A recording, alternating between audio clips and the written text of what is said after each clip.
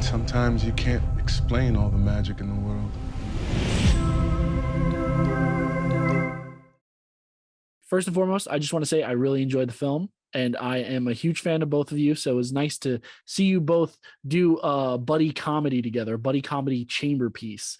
I My, like that. my first question is actually for Mark, who I loved your stuff since Baghead, believe it or not, old school fan.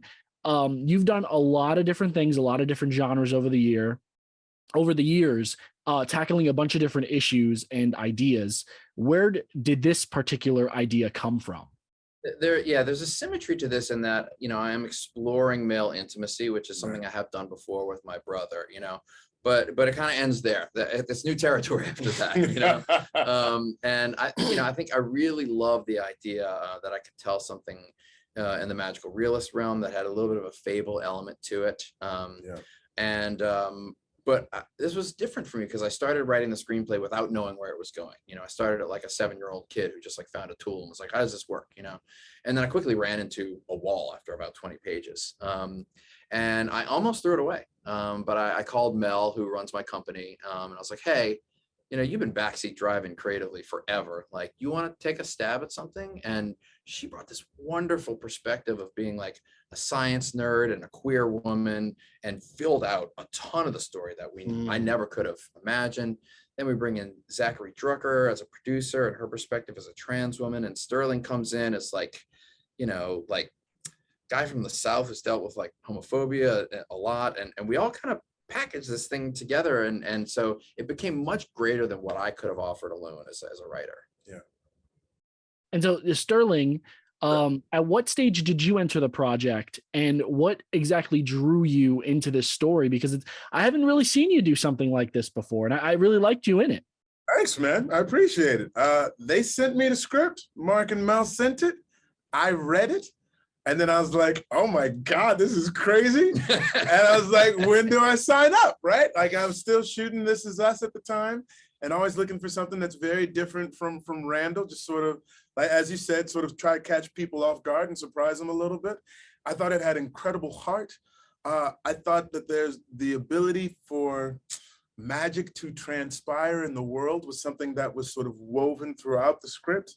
And it's something that I sort of, I don't know, resided in my soul, resonated with me. And I was like, anytime something sort of makes your heart flutter just a little bit, I think you're like, oh, I should be doing this, right? And so this made my heart flutter just a little bit. I was like, let me go play with these people. That's awesome. Once again, beautiful story with a lot of cool ideas. Now, going back to what I called it before, buddy chamber piece. In preparation for this, did you guys watch any like classic great buddy movies? Did you watch like Biodome or anything like that just to get you guys in the mindset? I mean, I was lucky in, being a producer and a co-writer. I've been living with this thing for quite a few years, so I never really feel that need to prepare. In fact, I almost feel like I need to backpedal from that and then become more of an actor at that point. So so I just kind of stumble in. I watched a little Lethal Weapon action because Lethal Weapon has, there's a current. Oh yeah. Of Murtaugh and Riggs throughout the whole thing. Getting too old for this shit. But that's about it. Like, I think more it's about being in the moment with your fellow collaborators and sort of vibing. You go home, you do your homework, and you have ideas that you want to bring, and then they have ideas that they bring, and they're like, ooh, I like that idea. So now I'm able to play there. It's just like, the secret sauce, I think, is when you sort of do all your preparation and then you're able to let it go to a certain extent and let something just organically transpire. Yeah, that's it. Yeah. And so going back to what Mark said before, there's a lot of different ideas and undercurrents. There's some commentary on like politics and what it means to be present in this. But is there anything in particular you would be happy with audiences taking away? Or anything that you hope at least audiences take away from it? Yeah, for me, the sense of the warm giggle is what I want for people to walk away with. That's those moments where you identify something in yourself that you might be slightly ashamed of or embarrassed about, but you're with someone who loves you and it's safe.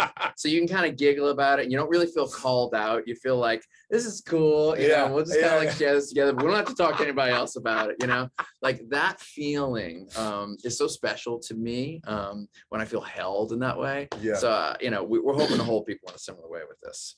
Agreed. I like that. Awesome. Well, Mark, Sterling, pleasure to see this movie. Pleasure to talk to you. And I cannot wait to see what both of you guys do next. Take care. Dempsey, take care, man. You. Bye.